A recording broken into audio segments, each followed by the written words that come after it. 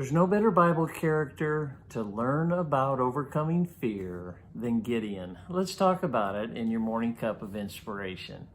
If you'll recall, we talked a couple days ago how an angel came to Gideon as a messenger to God, saying that he wanted Gideon to lead the overthrow of the Midianites. Gideon was fearful. He didn't want to do it. He was making excuses, and he made a meal for this angel, and the angel consumed the meal with fire and disappeared. And that was the first sign that God was showing to Gideon as to his power and all that he could do.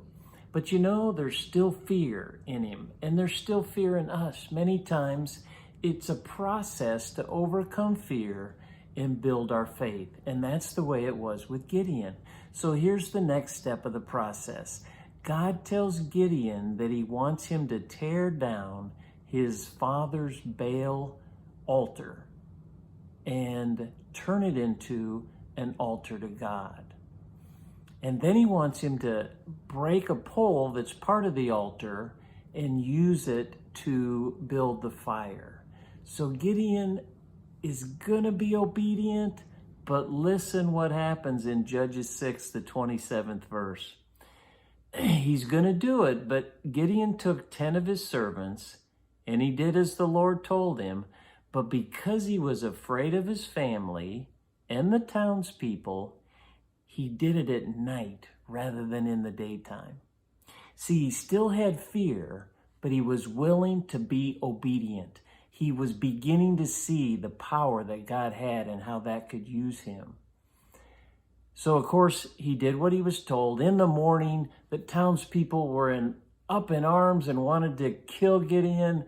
And through Gideon's father, that was dissipated. And as we know, it was God's total plan, because God had a plan for Gideon to defeat the Midianites. Well, God has a plan for you. And you need to continue that process of being obedient and allowing your fear to slowly go down as your faith slowly rises, just like Gideon. As Gideon took that step of obedience, he began to overcome that fear and realize that the fear was misplaced. God had it all under control. And in the end, of course, Gideon overcame the Midianites. So whatever challenge you're facing today, whatever God's told you to do that you're fearful of, take that step. Be obedient. Even if there's fear, you can slowly overcome that fear. Each step of the process is strengthening your faith and reducing your fear. God bless. Thanks for joining me for that morning cup of inspiration, and we'll see you next time.